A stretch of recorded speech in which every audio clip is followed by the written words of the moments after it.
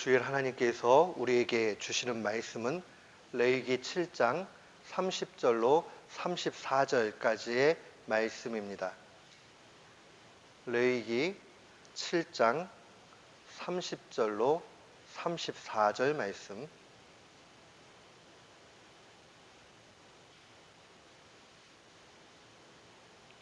우리 30절부터 34절까지 같은 마음으로 함께 봉독토록 합니다. 여호와의 화제는 그 사람이 자기 손으로 가져올지니 곧 그 제물의 기름과 가슴을 가져올 것이요 제사장은 그 가슴을 여호와 앞에 흔들어 요제를 삼고 그 기름은 단 위에 불사를 것이며 가슴은 아론과 그 자손들에게 돌릴 것이며 또 너희는 그 화목의 희생의 우편 뒷다리를 제사장에 주어 거제를 삼을지니 아론의 자손 중 화목제 희생의 피와 기름을 드리는 자가 그 우편 뒷다리를 자기의 소득으로 삼을 것이라. 내가 이스라엘 자손의 화목제 중에서 그 흔든 가슴과 든 뒷다리를 취하여 제사장 아론과 그 자손에게 주었나니 이는 이스라엘 자손에게 받을 영원한 소득한 소득이니라. 아멘. 저는 오늘 본문 말씀을 통해서 일상에서 예배자로 살라라는 제목으로 주의 말씀을 선포하도록 하겠습니다. 리전트 신학대학에서 오랫동안 신학과 영성을 가르쳤던 J.I. 패커라는 분이 계십니다. 이 복음주의가 자유주의와 많이 이 어려움을 당하고 있을 때에 이 자유주의 상황들 속에서도 복음을 끝까지 잘 지키면서 복음주의가 오늘날 미국 안에서 이렇게 흥황할 수 있도록 이끌었던 분 중에 한 분이 J.I. 패커라는 분입니다. 이분이 책을 한 권 쓰셨습니다. 한국말로도 번역이 됐습니다. 거룩의 재발견이라는 책입니다. Rediscovering Holiness라는 그런 책인데 여기에 아주 중요한 이야기가 하나 등장을 합니다. 그가 오래전에 아주 지혜로웠던 한 분으로부터 들은 이야기를 회상하면서 씁니다. 그 지혜자가 이런 얘기를 패커 교수님에게 했답니다. 그리스도인의 삶은 다리가 3개 달린 의자와 같다. 그 의자가 있으면 보통 4개지요. 그러니까 안정적이에요. 근데 의자가 다리가 3개면은 이 길이도 똑바라야 되고 그 다음에 위치가 정확하지 않으면 무게중심이 잘못되니까는 그 의자 기능을 할 수 없습니다. 그러나 이 다리가 온전하고 정확한 위치에 있으면 균형 속에서 이 의자의 기능을 해 나갈 수 있다. 그렇게 이야기를 합니다. 그가 얘기하고 있는 3가지의 다리는 교리와 경험과 실천입니다.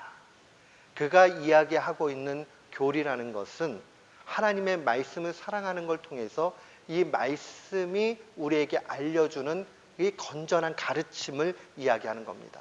그러니까 하나님의 말씀을 정확하게 잘 받지 못하면 온전한 그리스도인으로 살 수가 없는 것이죠. 또한 그가 이야기하고 있는 이 경험이라는 것은 이 말씀 자체를 우리가 하나님의 말씀으로 받아들이면서 하나님과 아주 깊은 교제 가운데 나아가는 그 경험을 얘기하는 겁니다. 그러니까 하나님과 다양한 교제를 해 나가지요. 기도하는 일도 그 일들 가운데 하나고 찬양하는 일도 그러한 일들 가운데 하나입니다. 우리의 삶 가운데 하나님을 경험하는 모든 것은 바로 경험이 됩니다. 이 마지막에 실천이라는 것은 하나님의 지혜의 말씀이 인도하는 대로 그렇게 순종해 나아가는 삶을 얘기합니다. 그러니까 어떤 이들은 하나님의 말씀을 정확하게 머리로는 알고 있어요. 그런데 삶의 열매가 없어요. 그러면 온전한 그리스도인으로 살기가 어렵겠지요. 또 어떤 이들은 하나님의 말씀을 잘 들었어요. 듣기 때문에 분명히 건전한 교리를 가지고 있습니다. 그런데 자기가 하나님을 가까이 경험하는 일들은 하지 않아요. 그러니까 익스피리언스 경험이 없어요.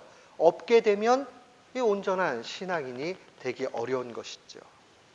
열심히 하나님 앞에 기도도 하고 그 다음에 말씀도 잘 알게 됐어요. 그런데 삶에 열매가 없고 실천이 없다. 온전할 수 없어요. 어떤 사람들이 보게 되면 하나님을 개인적으로 잘 알고 남을 사랑하는 듯 많은 봉사의 일들을 해 나가요. 그런데 하나님의 말씀에 바른 가르침을 받지 못할 수 있습니다. 얼마든지 그럴 수 있어요. 이러면 온전한 그리스도인으로 살기 어렵습니다. 온전한 그리스도인은 하나님이 우리에게 요구하는 것이 무엇인지 밝히 알고 하나님을 찾고 깊이 경험하고 이 모든 것 속에서 내 삶의 열매가 있어야 됩니다. 세상 속에서 참다운 그리스도인으로 산다는 것, 그것이 바로 이 세 가지의 다리를 가지고 균형 잡힌 신자로 살아가는 겁니다. 하나님 우리에게 요구하는 게 바로 이러한 삶이에요.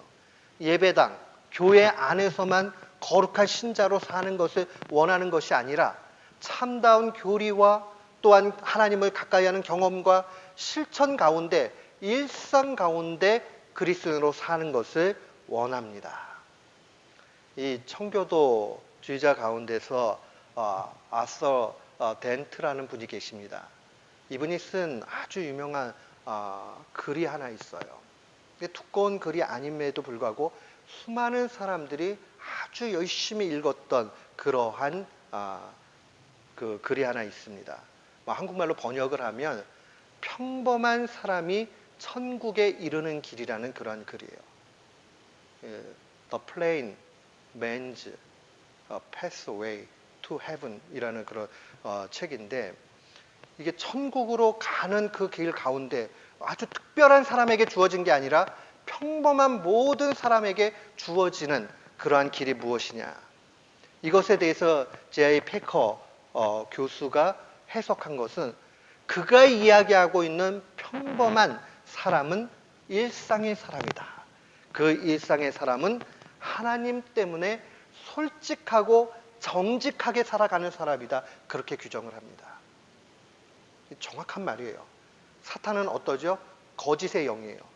자꾸 거짓말쟁이라고 예수님이 그 본질을 정확하게 말씀하셨잖아요.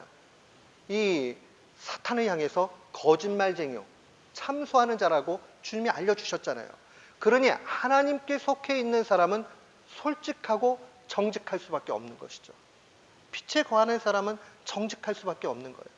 그래서 평범한 그리스도인, 일상의 그리스도인은 하나님 때문에 내가 손해를 보고 내가 어려움을 당한다 할지라도 일상 가운데서 그렇게 솔직하게 살아가는 사람이라 그렇게 이야기합니다.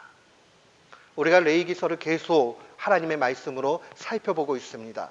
레위기서를 한마디로 얘기하면 거룩의 책이다, 이렇게 말씀을 드렸습니다.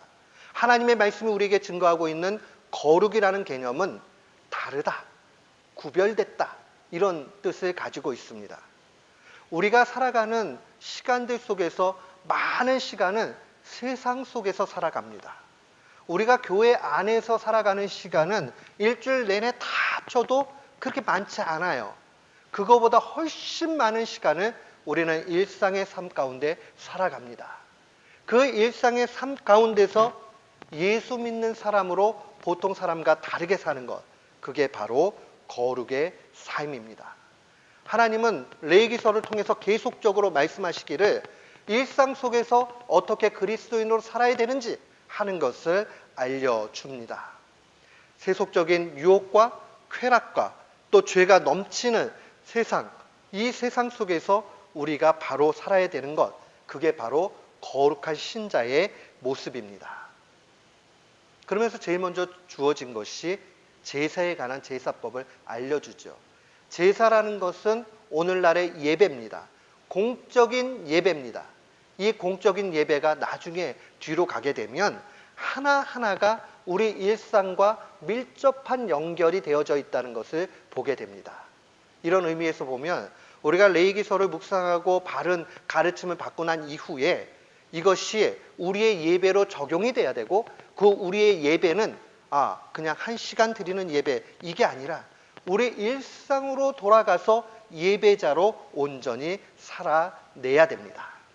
주님이 거룩하라 그렇게 인정하는 그러한 신자의 모습은 일상 속에서 예배자로 살아가는 줄을 분명히 믿습니다.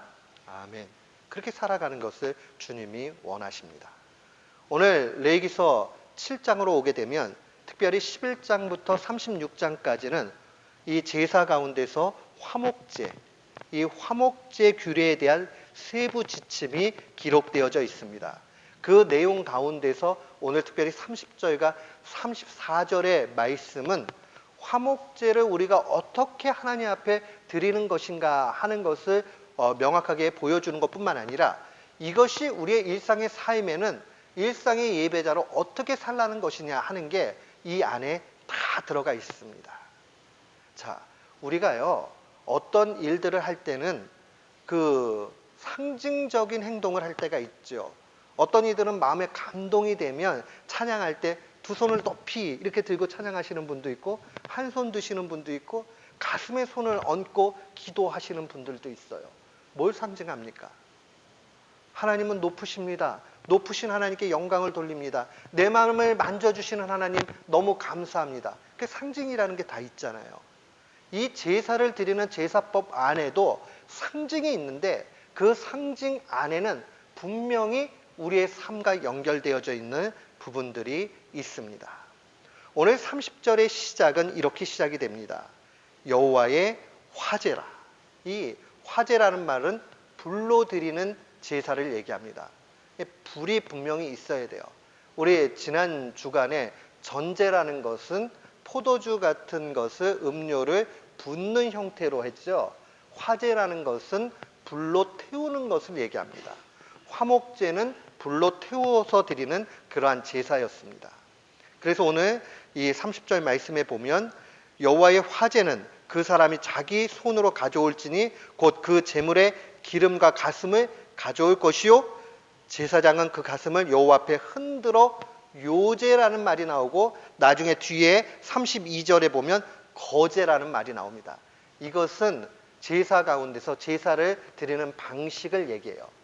이것이 우리의 일상과 매우 밀접한 의미를 가집니다. 이 기름 또 가슴살 이건 아주 또 제물 부위에 있어서 중요한 의미를 가지고 있습니다. 기름이라는 것은 언제나 번제단에서 태워져야 했습니다. 그 기름은 먹지 못했어요. 기름은 번제단에 이게 태워지는 일들이 되었고 가슴살은 아론과 그의 자손들 우리 레위 지파라고 얘기하죠. 또 때때로는 제사장 지파라고 얘기합니다. 이들은 나중에 가나안 땅에 들어갔을 때에 땅을 분배받지 못하게 되지요. 그냥 하나님이 분기시다 하는 하나님이 분기신 줄 알고 살아가는 그런 지파들이었어요. 이들에게 가슴이 갔습니다. 그리고 가슴 같은 경우에는 흔들어서 요제라는 것으로 요제라는 방식으로 했고요. 그 다음에 이 뒤쪽에 뒷다리 이 뒷다리라는 것은 넓적다리죠. 이것은 거제로 드리게 되는 것을 보게 됩니다. 31절 보니까 그 기름은 단 위에서 불사를 것이며 가슴은 아론과 그 자손에게 돌릴 것이며 또 너희는 그 화목의 희생의 우편 뒷다리를 제사장에 주어 거제로 삼는다 라고 이렇게 됐습니다. 어쨌든 기름은 번제단에서 태우게 되고 그 다음에 가슴살과 또한 이 뒷다리 넓적다리라고 얘기하죠. 우편의 넓적다리는 제사장에게 주어지는 것을 보게 됩니다. 보통 요제라는 것은 이렇게 흔들어서 우리가 흔들 때에 앞뒤로 전후로 이렇게 흔드는 형태를 얘기를 하고요. 이 요자가 원래 흔들 요자 동요가 일어났다 할 때 그 흔들 요자를 사용하거든요. 그리고 거제라는 것은 들 것자예요. 그러니까는 이것을 높이 들 때 이거 거제라고 얘기하죠. 이것은 위아래로 이렇게 흔드는 형태가 되겠죠. 이 거제로 그렇게 드렸다라고 돼 있습니다. 그리고 34절은 다시 한번 이야기하기를 흔든 가슴살과 든 뒷다리는 제사장의 몫이다라고 그렇게 기록이 되어져 있습니다. 오늘 이 말씀을 해석하기 전에 우리가 전제로 생각을 해야 될 것이 있습니다. 과연 구약의 제사장이 오늘날 누구를 뜻하는 것인가 하는 것을 살펴볼 필요가 있습니다. 구약의 제사장, 이제 제사장 제도 다 없어졌잖아요. 그러면 신약에 있어서 제사장은 누구를 의미하는가? 이것을 정확하게 해놔야 우리가 삶에서 어떻게 실천할지를 보게 됩니다. 구약 성경은 언제나 신약의 점검을 받아야 되고 신약의 해석대로 나아가야 됩니다. 하나님 말씀에 능통했던 예수님으로부터 직접 배웠던 사도들의 가르침은 매우 중요합니다. 베드로 사도는 베드로전서 2장 9절에 모든 성도를 가르쳐 이렇게 이야기합니다. 너희는 택하신 족속이요 왕 같은 제사장들이요 거룩한 나라요 그의 소유된 백성이다. 이런 의미에서 보면 구약의 제사장을 오늘날의 목회자로만 국한해서 해석할 이유가 전혀 없습니다. 오히려 믿는 모든 형제 자매들이 주 안에서 제사장입니다. 그런 의미에서 우리 교회는 언제나 이 제사장들 된 이 형제들 자매들을 귀하게 여길 수 있어야 돼요. 제가 계속 설명을 하겠지만 이 가슴살과 뒷다리는 특별히 먹을 수 있는 부위 중에서 가장 귀한 부위입니다. 이것을 이 제사장들에게 주는 겁니다. 그리고 나서 보면 우리가 교회 역사에 있어서도 마찬가지예요. 종교개혁의 중심 모토 중에 하나가 우리 만인 제사장론이라는 것이 있습니다. 중세교회가 왜 타락을 했느냐 여러 이유가 있지만 그들의 신학 가운데 잘못된 것은 이 2층 구조로 되어 있는 게 있어요.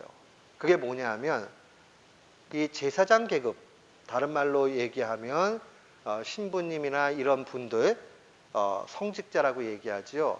성직자 계급과 평신도를 구분했습니다.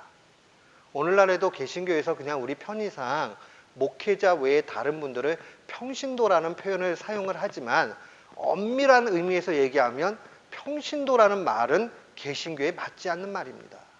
사용하면 안 돼요. 왜냐? 평신도 우리는 계급의 구분이 없어요. 직분의 차이는 있어요. 정교적 신학의 그 일들을 업으로 삼고 살아가는 사람들을 목회자라고 얘기합니다. 그래서 그분들이 신학 공부를 깊이 하고 하나님의 말씀을 배운 상태에서 해석을 하기 때문에 조금 더 이분들이 전문가니까라고 그 의미를 부여해주는, 그래서 우리와 또 직분이 조금 다르다 하는 의미를 가질 수는 있어요. 그러나 목회자가 높고 일반 성도들이 낮다 하는 그런 계급적인 의식은 우리 개신교 안에는 원래 없습니다. 개신교는 언제나 다 동등합니다. 직분의 차이만 있습니다. 직분의 차이가 있고 또 정치제도라고 얘기하면 교회를 운영하는 시스템을 얘기합니다. 감리교 같은 경우에는 감독제도니까 거기는 위에가 있어요. 이 감독이 더 높은 위치에서 모든 걸 조정해 갑니다. 그것도 성경적인 근거가 분명히 있습니다. 장로교회는 목사와 장로가 당회라는 것을 만들어 가지고 이끌어 갑니다. 그것도 성경적인 근거가 있습니다. 하나님은 다양하신 분이에요. 심지어는 우리 미국 땅에는 베프티스트들, 이분들은 회중교회예요. 그래서 엄밀한 의미에서 회중교회에는 이 장로라고 지칭하면 오늘날의 목회자들을 얘기하는 거예요. 목사, 안수받은 목사를 장로라고 표현을 하고요. 그분들 안에는 안수 집사님 외에는 없습니다. 근데 한국 교회는 자꾸 이 계급적으로 이해를 하기 때문에 장로님이 없는 교회는 잘 안 와요. 그러니까 침례교도 오늘날 다 장로 다 세웁니다. 이게 별로 좋은 또 바람직한 모습이라고만 볼 수는 없습니다. 종교개혁의 정신에 의해서는 하나님이 다양한 정치제도를 주셨고 얼마든지 그 가운데서 교회 운영에 나아갈 수 있습니다. 특별히 우리가 기억을 해야 되는 것은 목회자와 성도가 한 형제자매로 동등한 상황에서 서로 사랑하는 그런 것이 만인 제사장론의 정신이라는 것을 놓치지 말아야 됩니다. 근데 중세교회는 그러지 않았어요. 교황청이 가장 높고 그 다음에 교황이 가장 높습니다. 추기경, 그 다음에 밑으로 내려가면 하이어라키 구조로 다 그 구조에 맞춰가지고 있죠. 그러니까 여기에서 수많은 문제들이 생기고 썩은 냄새나는 일들이 생긴 겁니다. 그러니까 종교 개혁을 하면서 루터나 칼빈이나 모두가 이 만인 제사장론을 이야기합니다. 그래서 성경은 교회 또 교황만 해석하는 것이 아니라 어느 누구에게나 해석할 수 있는 권위가 있다라고 얘기를 했습니다. 그런 의미에서 사제와 평신도 구분이 없습니다. 그러니까 우리는 언제나 기억을 하셔야 되는 게, 저 목사님은 전적으로 헌신해서 목회자로 살기로 결단을 하고 신학교육을 받았으니까 전문가로서 권위는 있다 하고 인정해 줄 수 있어요. 말씀을 해석하거나 그런 부분은. 그러나 그 외에 목사님은 훨씬 영적으로 높고 성도들은 그렇지 않다라고 생각하시면 안 됩니다. 동시에 목회자들은 이렇게 생각하셔야 돼요. 자, 내가 전적으로 목회자로 살기로 작정을 했으니 내 영적인 수준이 교회의 지도자로서 양떼들을 이끌어갈 책임이 있다. 책임이 있다라는 얘기는 자기가 책임감 있는 행동을 해야 되겠다라는 결단을 요구하는 겁니다. 그러니까 막 살면 안 되지요. 뭐 성도하고 목사하고 구분이 없는데 뭐 어때? 그렇게 적용해서는 안 돼요. 책임은 훨씬 커요. 그러니까 억울할 수는 있죠, 좀. 그러나 목회자들은 그렇게 살기로 결단한 겁니다. 교회 지도자들 마찬가지예요. 교회 권사님, 장로님, 집사님들, 직분자들, 이분들은 마음속에 내가 교회 지도자로 그 성도들을 잘 섬기고 성도들보다 더 믿음의 모범을 보여야 되겠다 하는 그 마음가짐으로 그렇게 가야 됩니다. 성경적인 관점에서 또 한번 보면 모든 이들을 왕 같은 제사장으로 여겨야 됩니다. 그러니까 자꾸 마음속에 내가 저 형제를 위해서, 저 자매를 위해서, 저분을 위해서 뭘 좀 해주고 싶다 하는 그 마음이 필요합니다. 화목제물 드릴 때의 이 규례를 바라보면서 우리가 온전히 나아가야 됩니다. 오늘 본문 말씀을 묵상하면서 세 가지를 꼭 기억해야 됩니다.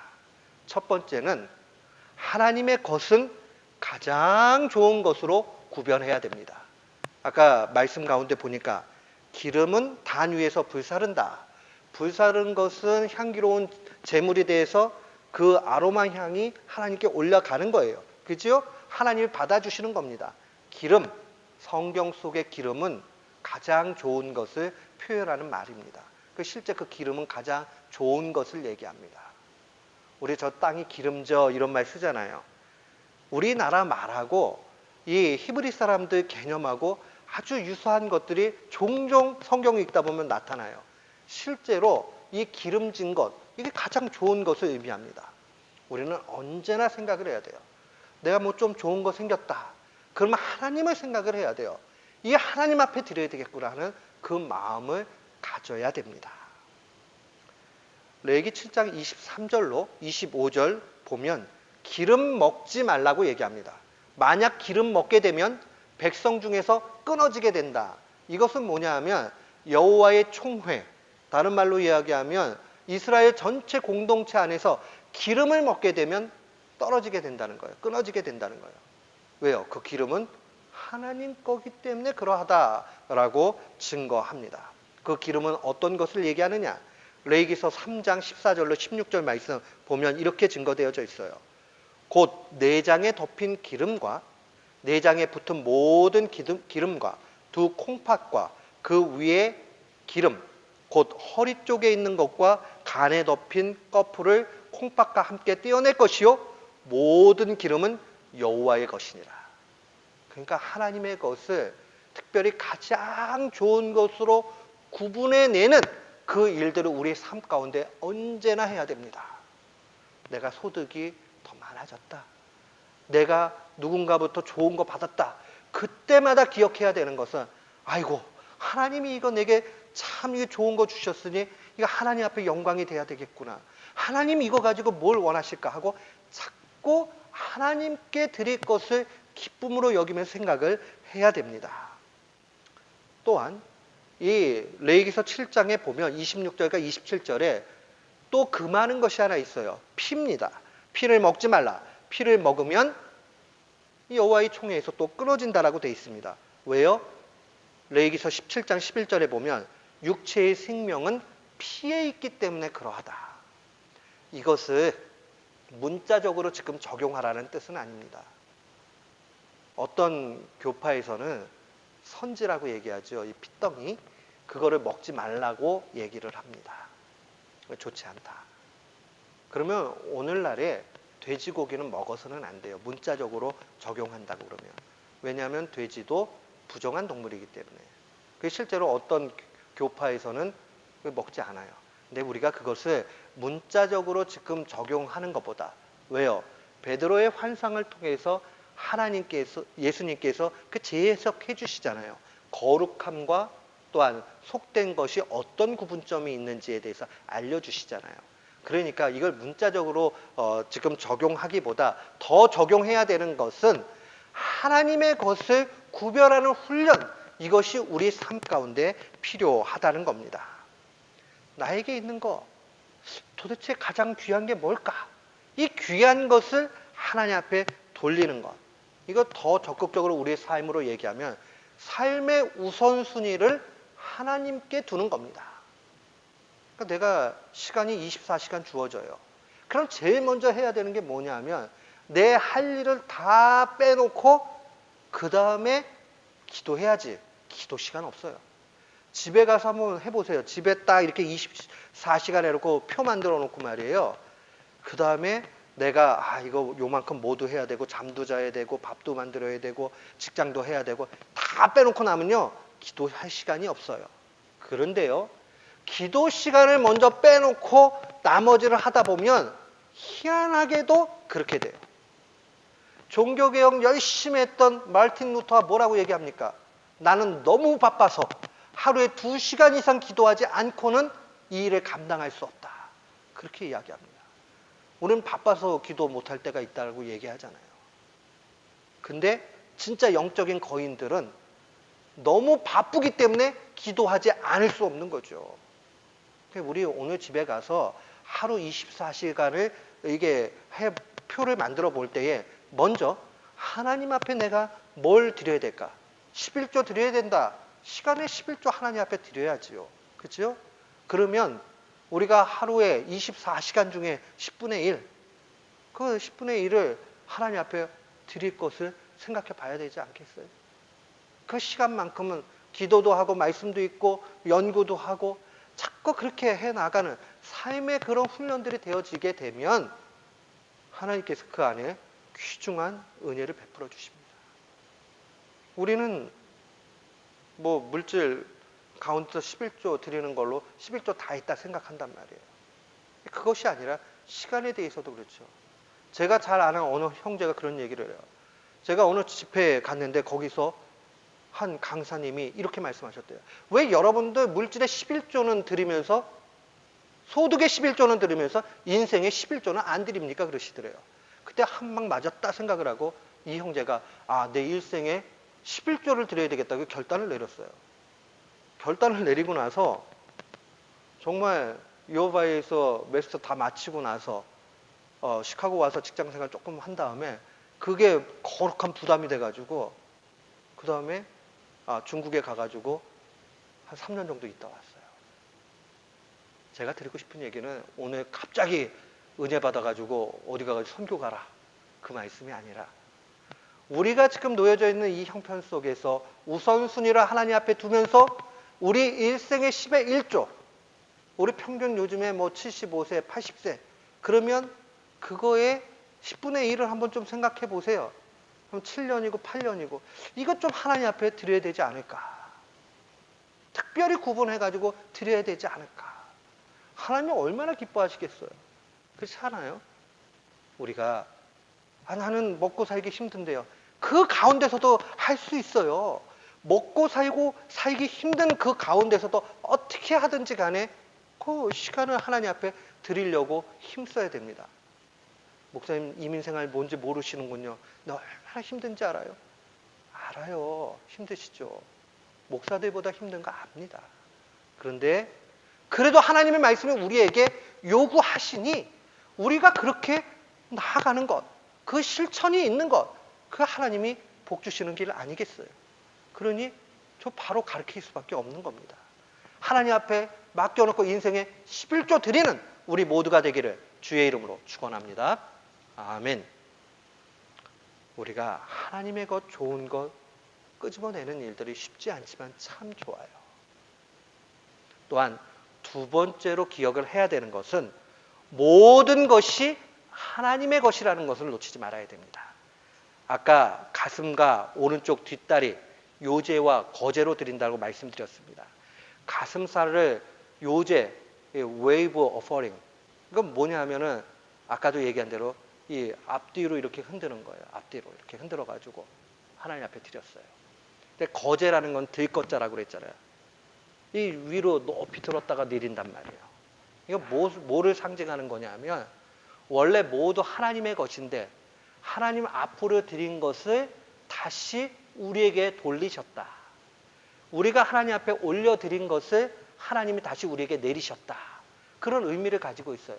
그러니까 요제나 거제는 제사의 방식인데 이거는 바로 이런 거예요. 모든 것이 하나님의 것이지만은 하나님이 다시 우리에게 돌려주셨습니다 하는 그런 의미를 가지고 있어요. 그러니 우리가 이 진리를 알아야 됩니다. 여러분, 헌금 많이 하면 복 받는다. 저는 성경 속에서 그런 걸 본 적은 없어요. 그리고 그렇게 설교해 본 적도 없어요. 그러나 하나님의 것을 가장 귀하게 여기고 하나님 것을 우선순위 두고 그 하나님 앞에 다 들여놓고 하나님이 지혜 주시는 대로 내게 돌리신 것을 바로 사용하는 사람이 복 받지 못하는 것을 본 적 없습니다. 반드시 복 받아요. 왜 그렇습니까? 하나님 것 우선순위를 드렸고 하나님이 우리에게 주신 것 11조 마찬가지예요. 다 하나님 거잖아요. 우리 소득 이래도. 그러나 10분의 1 그 하나님 앞에 바쳤지만은 나머지 10분의 9도 하나님 건데 우리한테 주셨잖아요. 그러면 요거 잘 사용을 해야 돼요. 어떻게 해요? 다른 사람을 위해서 잘 사용해야죠. 가슴과 그 넓적다리 이거 제일 좋은 거 아니에요? 살 많고 있는 거. 화목제는 특징이 이웃들과 더불어서 나누어 먹을 수 있었습니다. 그런데 특별히 제사장들에게는 더 좋은 부위 줬단 말이에요. 아까 얘기했죠. 우리 형제들이 다 같이 형제 자매들이 주 안에서 왕 같은 제사장이라. 그러면 그들에게 좋은 거 찾고 주려고 힘쓰고 나아갈 때 그게 바른 모습으로 신앙생활을 하는 겁니다. 아, 나 하나님이 이렇게 막 복 주셨으니까 나 잘 먹고 잘 살아야 되겠다. 그 차원으로 그리스도인들은 있으면 안 돼요. 하나님이 우리에게 건강 줬다. 내게 시간을 줬다. 내게 머리 좋은 걸 줬다. 내게 돈을 주셨다. 그러면 그거를 뭐에 사용해야 되지? 아, 다른 사람을 위해서 분명히 그렇게 해야 되겠구나. 특별히 이거 할 때에 이 제사장 된 우리 형제 자매들에게 이거 잘 사용해야 되겠구나 하는 그 마음이 있어야 됩니다. 갈라디아서 6장 10절에 보면 사도는 이렇게 증거를 합니다. 그러므로 우리는 기회 있는 대로 모든 이에게 착한 일을 하되 더욱 믿음의 가정들에게 할지니라. 먼저는 믿음의 가정들에게 이 일들을 해 나가는 겁니다. 그러니까 우리 교회 공동체 안에서 서로 사랑의 모습으로 그렇게 감싸주고 나누고 하는 일들이 필요합니다. 이렇게 나아갈 때에 하나님이 기뻐하시는 거예요. 모든 게 다 하나님의 것이지만은 특별히 먹을 수 있는 좋은 부위들 이것은 내 몫으로 챙기는 것이 아니라 다른 제사장의 몫으로 그렇게 채워줄 때 얼마나 아름답습니까? 그 제사장이 누구예요? 우리 형제 자매들, 믿음의 형제 자매들 아니겠어요? 믿음의 형제 자매들에게 그렇게 해야 됩니다. 또한 마지막으로 세 번째 기억해야 되는 것은 성도의 교제는 아름다운 일상의 예배라는 사실을 놓치지 말아야 됩니다. 아까 얘기했죠. 화목제는 특별히 온 성도들이 함께 나누어 먹을 수 있는 제사였습니다. 어떤 제사들은 하나님께 바쳐야지 그 인간들이 먹지 못해요. 제사장들 취하지 못할 그런 것도 있죠. 그런데 이 화목제만큼은 온 성도들이 함께 합니다. 근데 그 화목제의 내용들을 쭉 보면서 레위기 7장 15절로 17절 말씀 보면 특별히 15절 말씀 보면 이렇게 기록되어져 있어요. 감사함으로 드리는 화목제의 희생 고기는 드리는 그날에 먹을 것이요 조금이라도 이튿날 아침까지 두지 말라라고 되어 있습니다. 서원이나 자원을 통해서 화목제를 드릴 때는 이틀까지는 허용을 해줘요. 그래서 3일째까지는 무조건 남기지 말라 그래요. 뭘 의미하는 거라고 생각하십니까? 아, 이거 뒀다가 남들하고 나눠 먹어야지. 그거 하지 말란 얘기예요. 두면요, 사람 마음이라는 게 쓱 바뀝니다. 아, 이거 내가 우리 식구들하고 더 먹어야지. 이런 생각이 들어요. 그날에 족한 줄 알고 다른 사람들하고 교제하고 나누면서 그 기쁨을 나누고 그날로 끝내버리는 거예요. 그게 화목제의 정신 중에 하나입니다. 그 얘기는 우리가 자꾸 이제 우리 이민교회 안에서도 한국 사람들 예전 1세대 분들보다는 좀 넉넉하게 살게 되셨잖아요. 그리고 또 위치도 이제 점점 높아지고 그러면 자꾸 연약한 사람, 부족한 사람 이 자꾸 보면서 그렇게 가야 되는데 너무 욕심꾸러기들이 돼버리는 그 문제 있어요. 교회들도 마찬가지죠. 옛날 교회 어려울 때는 서로 콩 하나라도 나눠 먹고 사랑이 있었는데 요즘 어떻습니까? 그렇지 않아요. 그러니 우리라도 정신 차려야 됩니다. 남기지 말고 아끼지 말고 이웃과 함께 나눠야 됩니다.